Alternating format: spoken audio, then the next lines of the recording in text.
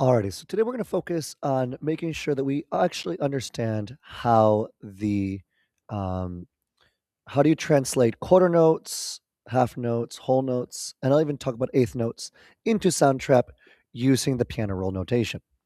So right away, one of the first things you want to double check is that your settings are actually correct. So by default, you have automatic grid size, and that's great. But every time that you zoom in, the beats or how much where you place things automatically becomes larger and more fine tuned. So you actually want to kind of really focus on how what kind of note you want to put in. So let's say I want to focus just on whole notes. So whole notes take up it's one beat, it's four beats over the entire measure. So it's like one whole note. Then um, if you want to do half notes, you'll see it should be breaking it down into half notes or quarter notes or eighth notes or 16th notes or 32nd notes and so on. But I'm just going to focus to start on just quarter notes, right? The one that goes one, two, three, four. Now, I'm not going to talk too much about this, but let's say that your piece is in a different time signature. So if you're going to do 3/4, it'll be three beats in a measure. What happens if you click three? This actually doesn't change until you zoom out and zoom back in. I think that's just a glitch. Um, and we will not talk about 6/8 because that's a little complicated for most things. But let's just talk about just four beats in a measure, which is the most common time. So right away, let's start a new track. Let's focus on the keyboard. And you'll notice like this brings it up. And let's go to the piano roll right away.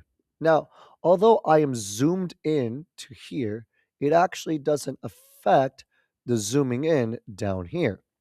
So you want to kind of click zoom in down here as well. And then this is where it gets a little bit challenging. So you'll notice we have C4, but just pressing these keys doesn't actually make any music. So you'll notice that I have the draw notes selected. If for some reason you have this selected, you won't be able to actually click any notes. You have to then click back on um, the button here for the pencil. So I'm just going to go, I'm going to make a scale going from C4 all the way to C5. So by default now, since I have everything selected into one quarter note, it should only fill up one space. Oop, it didn't. So then I might have to adjust it to make sure it's only taking up that one space.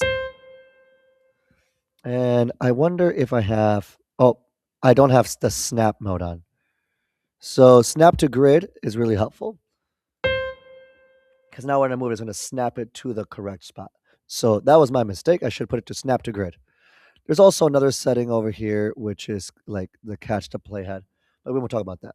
So now you might think, okay, this is C, D, E, F, G, A, B, C. But that's actually not right because what you actually did, you made a chromatic scale. You went from C to C sharp or D flat, D to D sharp or E flat, E, F, F sharp. So if you look closely and if I hold the note, you'll see it says D flat. So if you want to make it a normal D, I just put it up to D. Then E, F, G, A, B, and C. Now if I click play, it should play quarter notes going up to scale. Here we go. Awesome. Now, let's say for some reason I'm like, oh, I actually meant for those to be eighth notes. So I'm going to change it down to an eighth of a beat, and you'll see that these little lines were added, right? All I have to do is take it and drag it. Take it and drag it. Take it and drag it. And I just keep dragging it. But they will still sound like quarter notes, right? So I have to move them back in time. So now it's like every eighth note.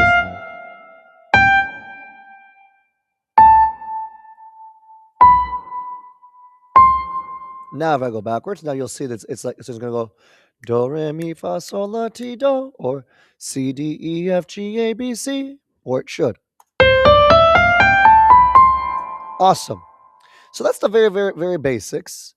And again, if I wanted to focus on half notes, Again, I just take it, change the time, and again, now I have to take it the other way, and so on. But let's say I just want to do half notes to start. But you notice now that I only have half notes selected, I can't move it over to where I want it to be. So I have to go back into eighth notes. Move it back. This is the easiest way to do it. And let's make the very, very last. Ooh, that didn't like me. Let me see this. Da, da, da, da. So I can't just move it over. For some reason, it makes it go away. That's because I just have to extend this. Sometimes it's automatic, sometimes it isn't. So now I can move this over. But actually, I want to make it super long. Now it's a whole note. Right? So there we go.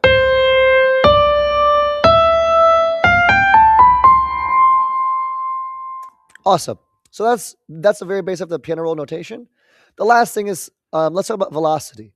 So velocity is like how hard do you want that note to play, and it's all based on like bits.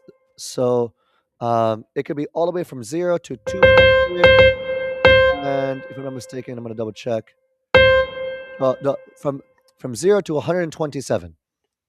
So if I make it lower, that's if I want to make it higher, I have to move my mouse, right?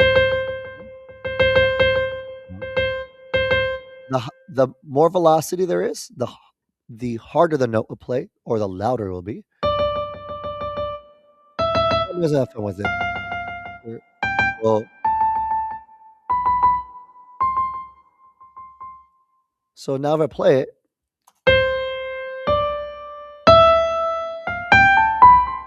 right? And so that's how you can play around with velocity. So again, this is the piano roll notation, the most basic stuff. I'm not going to go talk too much about this. There's a lot more to it, but hopefully this is helpful.